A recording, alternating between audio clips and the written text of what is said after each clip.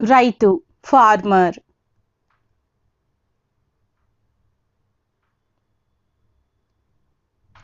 వ్యవసాయం చేసి ఆహారాన్ని ముడిసరుకును పండించే వ్యక్తిని రైతు అంటారు. ఇతనిని వ్యవసాయదారుడు అని కూడా అంటారు.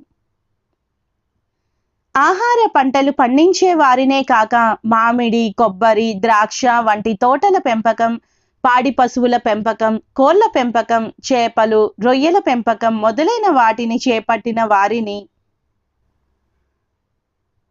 కూడా రైతులనే అంటారు.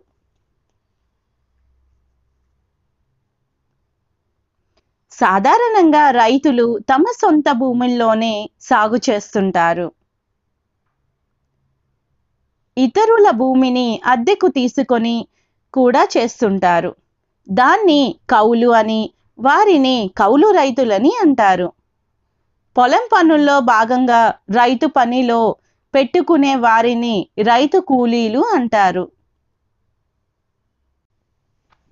భారతదేశంలో రైతులు వ్యవసాయమే కాకుండా ఆవులు, గొర్రెలు, మేకలు మరియు కోళ్ల పెంపకం వంటి పశు పోషణలను కూడా వ్యవసాయ రంగంలో భాగంగా చూస్తారు.